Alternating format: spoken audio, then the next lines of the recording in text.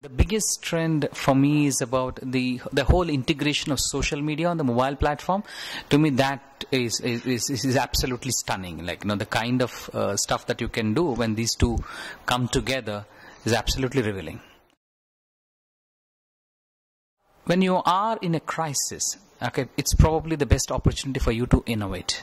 That's what we are seeing across the market, like across the global market. I guess people are not going to shut down their business and say, like, come on, it's like, everything is down for me and I'm going to pack up my bags and go. It's not about that. That's not what you are in for in the business. Like, lots of people I see are innovating across the world.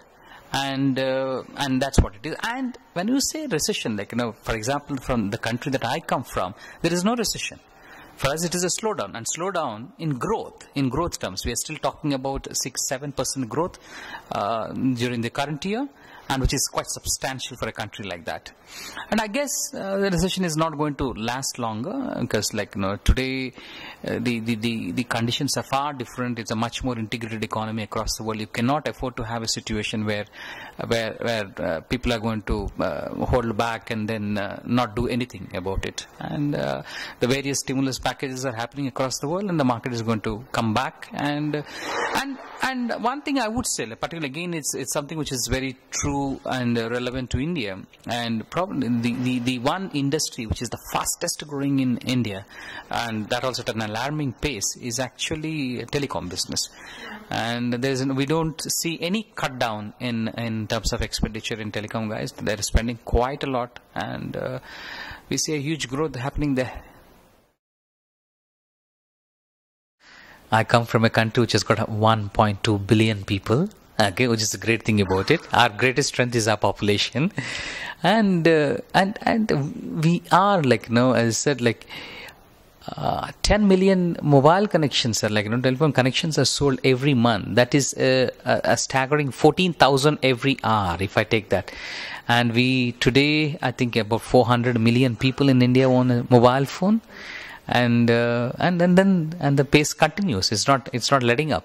And interesting thing is, like, in my country, a lot of people may not be having any other gadget at home except probably a television, but they will definitely have a mobile phone, because mobile is the everything hub kind of thing. Like, that's their window to the world, and they started accessing it, because that's also allowing them to stay connected, because otherwise it was a very kind of, like, closed and isolated kind of culture. Suddenly you're out in the open, and people are discovering the wonderful things that they can do by staying connected with various others.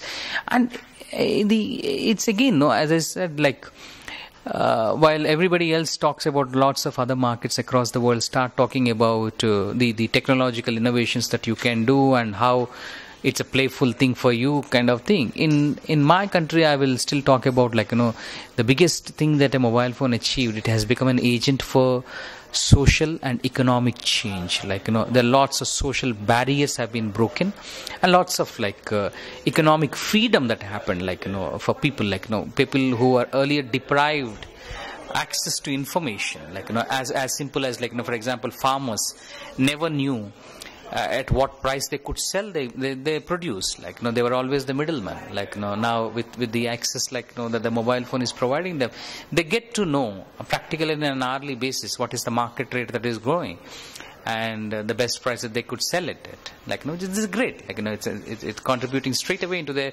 economic development kind of thing.